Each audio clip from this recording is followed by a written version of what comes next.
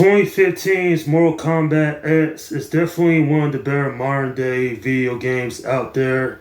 There's a whole lot to do in this, and I recently did spend the last couple of weeks trying this game out, and I have to say it's pretty entertaining for what it is.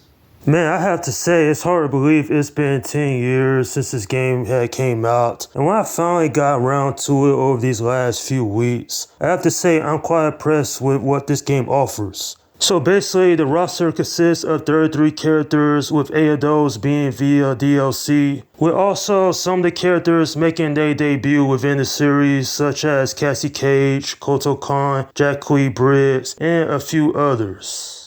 The gameplay mechanics are great. Each fighter gets 3 variations of fighting styles, the finisher moves, and as well the X-ray moves. There are several features that makes this a complete fighting game that you can really never get bored of. Plus, with the other game modes such as Test Your Luck, The Crypt, Test Your Might, as well as the online features and the traditional arcade style towers, there is a lot of replay value here. On another note, this is one of the most difficult fighting games I have played through. Seriously, Shinnok, he's one of the most difficult characters to fight, especially when he transforms. He damn near becomes impossible to beat. I lost to the guy several times. I was like, NetherRealm Studios, you guys did such an excellent job with the AI patterns. It's not Mortal Kombat 2 levels of absurd, but it's still challenging nonetheless. Overall, this is one of the most entertaining fighting games of the modern era. There's a lot to like about it, and quite frankly, there are still people out there that are playing this. Man, it's crazy to believe that more than 30 years ago when the original Mortal Kombat came out, that was considered violent.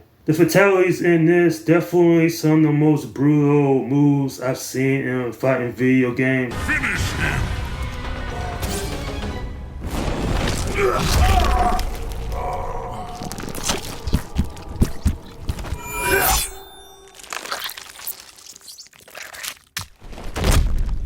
Scorpion wins. Fatality.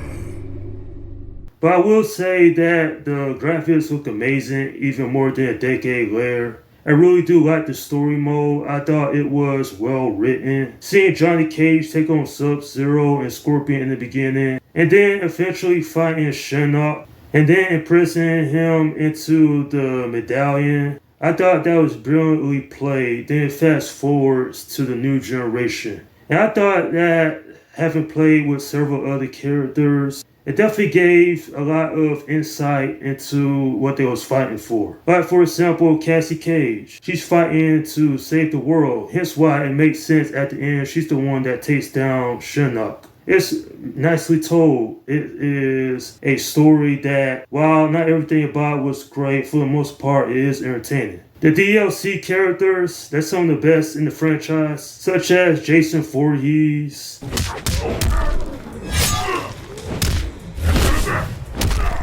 the Xenomorph Predator,